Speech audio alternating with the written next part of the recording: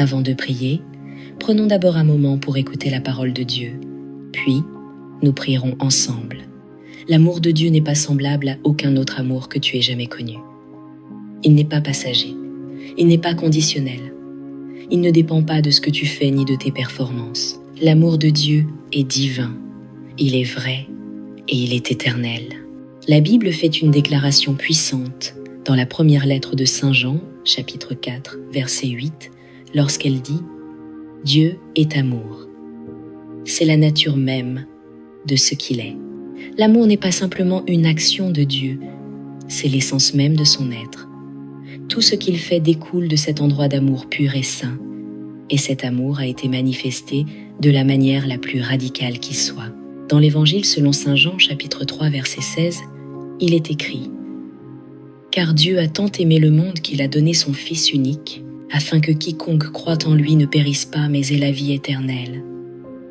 Le Dieu du ciel a tant aimé le monde qu'il a donné son Fils unique, pas seulement comme maître, pas seulement comme exemple, mais comme sacrifice.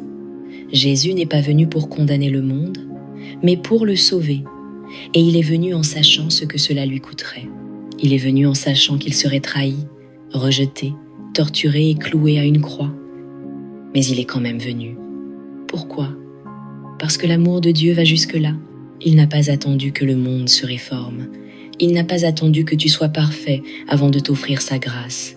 Non, il t'a aimé alors que tu étais encore brisé, alors que tu fuyais encore loin de lui, alors que tu étais encore perdu. Et c'est ce qui rend cet amour si puissant. Il ne s'achète pas, il ne se mérite pas. Il est donné gratuitement. L'amour de notre Dieu tout-puissant est rempli de grâce, de pardon et de miséricorde. Ce n'est pas un amour fragile qui abandonne quand tu échoues. Ce n'est pas une émotion passagère qui change selon ton comportement. Son amour divin est éternel et inconditionnel. Cela signifie qu'il n'y a rien que tu puisses faire pour qu'il cesse de t'aimer, et il n'y a rien que tu puisses faire pour qu'il t'aime davantage. Car son amour ne dépend pas de ta bonté, mais de la sienne. Tu n'as pas besoin de lutter pour l'obtenir. Tu n'as pas besoin de franchir des obstacles religieux pour le gagner. Pourquoi ?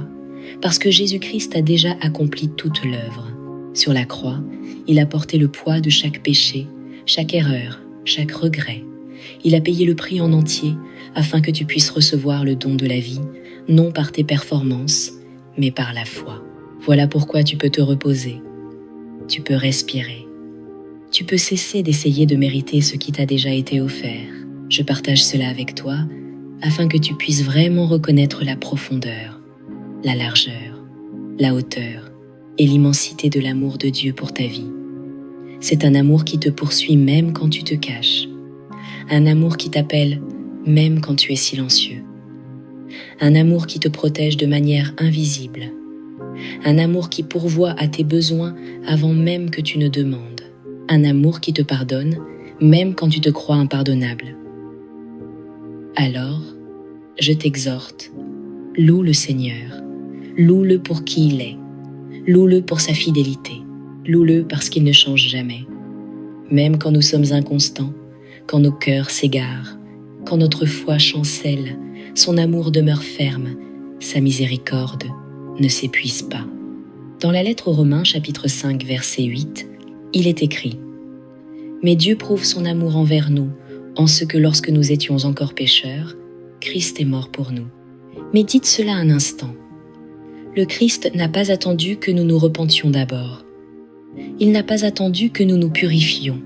Il est mort pour nous, alors que nous étions encore en rébellion, alors que nous l'ignorions encore, alors que nous essayions encore de vivre selon nos propres règles. Voilà le genre d'amour qui nous humilie. Voilà le genre d'amour qui brise notre orgueil et réveille notre âme. Dans l'Évangile selon Saint Jean, chapitre 15, versets 11 à 13, Jésus dit « Je vous ai dit cela afin que ma joie soit en vous et que votre joie soit parfaite. Voici mon commandement. Aimez-vous les uns les autres comme je vous ai aimé. Il n'y a pas de plus grand amour que de donner sa vie pour ses amis. Jésus n'a pas seulement parlé d'amour, il l'a vécu. Il a donné sa vie pour nous et il nous appelle ses amis. Il se peut que tu aies été abandonné par quelqu'un qui disait t'aimer. Il se peut que quelqu'un en qui tu avais confiance se soit éloigné au moment où tu avais le plus besoin de lui. Ou peut-être as-tu été blessé par des personnes qui prétendaient se soucier de toi, mais qui t'ont laissé avec un sentiment de vide, de trahison ou d'indignité. Si c'est ton cas, écoute profondément cette vérité dans ton âme. Jésus-Christ ne t'abandonnera jamais. Il ne trahira jamais ta confiance. Il ne s'éloignera jamais.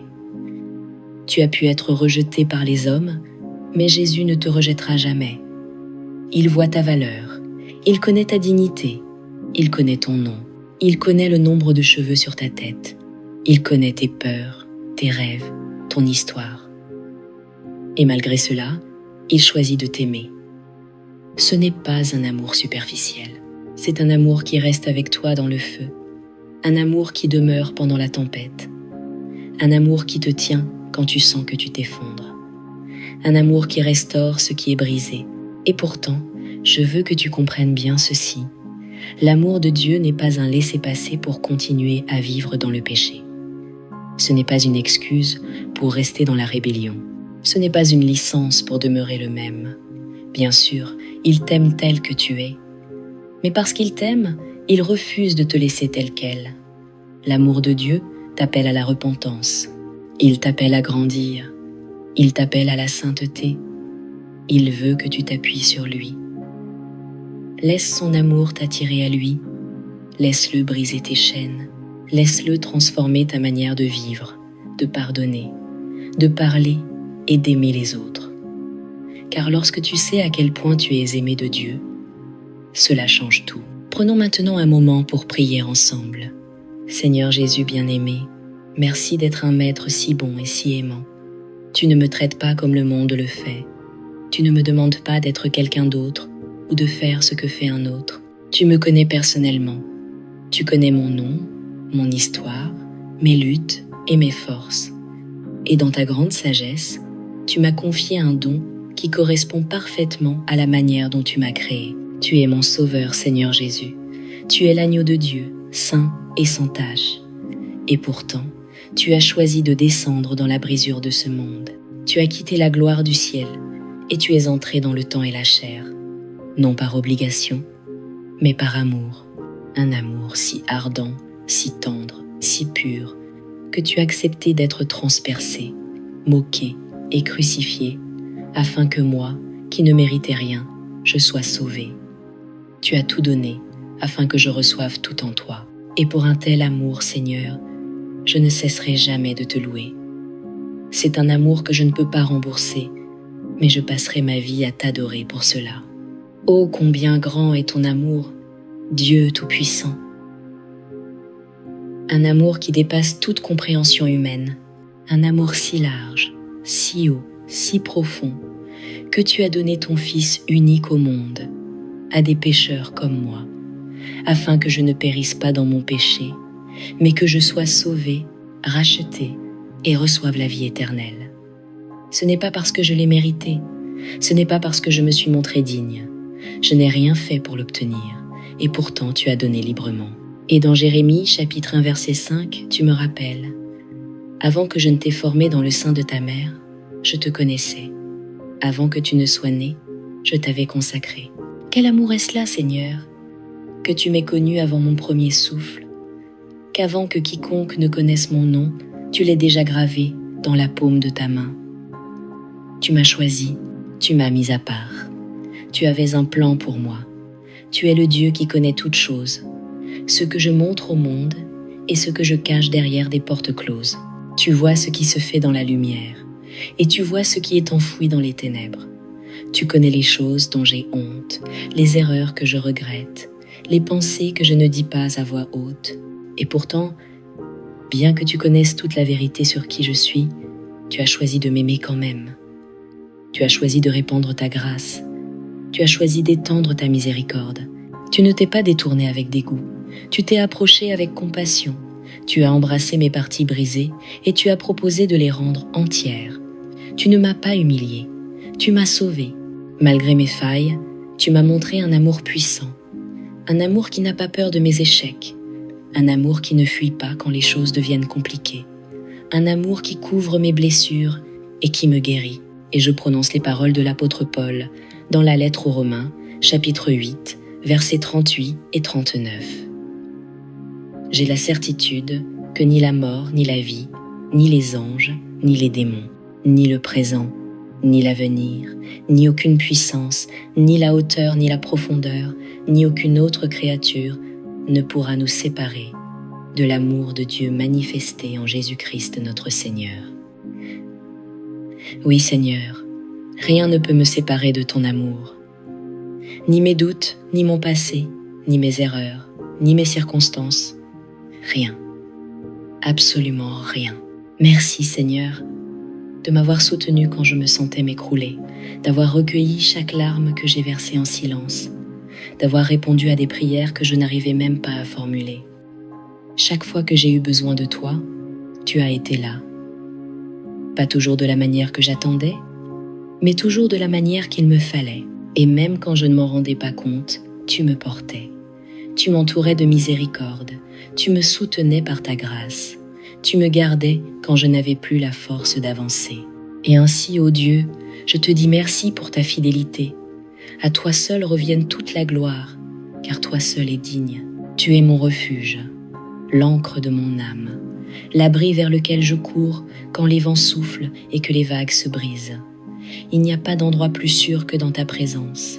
Et maintenant, je te demande, couvre-moi, Seigneur, enveloppe-moi de ta présence, que ta proximité soit ma paix, que ton esprit habite richement en moi.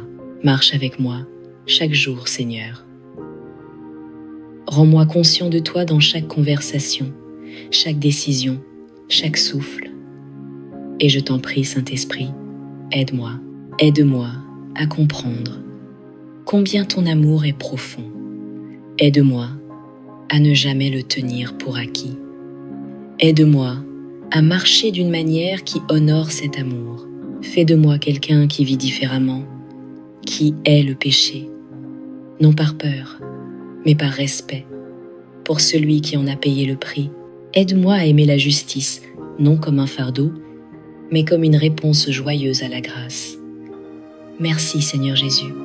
Merci de m'aimer d'un amour éternel, un amour qui n'abandonne jamais, qui ne se fatigue jamais, qui ne se détourne jamais.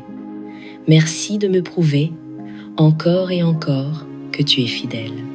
Quand les hommes me trahissent, toi tu demeures. Quand tout s'écroule, toi tu me soutiens. Tu es digne d'être élevé, Père. Digne de chaque souffle, chaque parole, chaque instant de louange. Merci d'avoir entendu ma prière. Dans le nom puissant et précieux de Jésus, je prie. Amen.